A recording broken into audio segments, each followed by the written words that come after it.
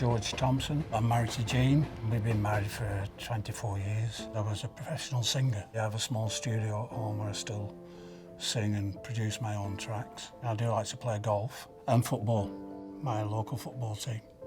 We're very passionate about. George is such a wonderful man. He's my soulmate. He's just so caring and loving. We do everything together, no matter what it is. Well, George has had a lot of ups and downs in his life.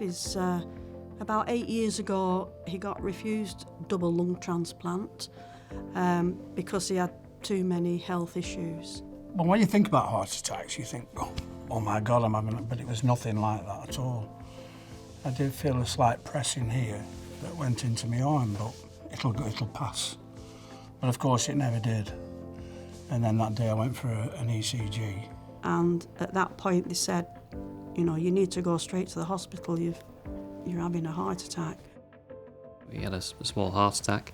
All 3 arteries were severely diseased and furred up, and essentially 2 of them were blocked. And his heart muscle pump was also very poor. The pump of the heart was only working at a third of the strength that it should be working. The fact his heart muscle pump was so poor, he was deemed a non-surgical candidate.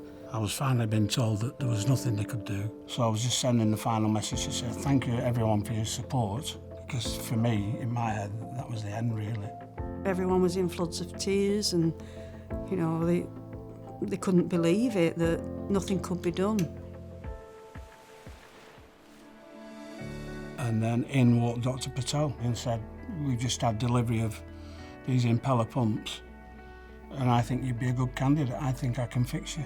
We were able to acquire the impeller using the Blue Skies Fund, which is the local hospital charity. The impeller pump is essentially a pump that part of it goes in the heart and part of it goes in the aorta above the heart. So it just takes over essentially the heart muscle pump. Without the impeller in this case, this is where you would have had hemodynamic collapse. I think it allows us to offer revascularisation to the most highest risk patients at reduced risk. We knew that without the impeller device there was a chance that he may not survive the procedure, and with the impeller device it was fantastic. The procedure went really well. I just felt incredible. All of a sudden my legs were warm, my feet were warm, the blood was getting round. I was like a new man that day. I couldn't believe it when I saw him. It was just like our wedding day again, right? Yeah. It was fantastic to see. With George's case, we found that the amount of stents he'd had, we never saw that before. We've never seen a person had so many stents in, so it was amazing for us to see, and amazing to see how quick he recovered from that. It was fantastic. My heart had gone from 20% to completely recovered. I know the impeller saved my life. I know that I couldn't have gone into that procedure without the impeller pump, because I just couldn't survive. It's really great to see patients like George come back feeling much better, knowing that the intervention that we have performed has been successful. It's actually quite emotional to see somebody who's been told there's potentially nothing we can do for you, and then being given a new lease of life it's amazing.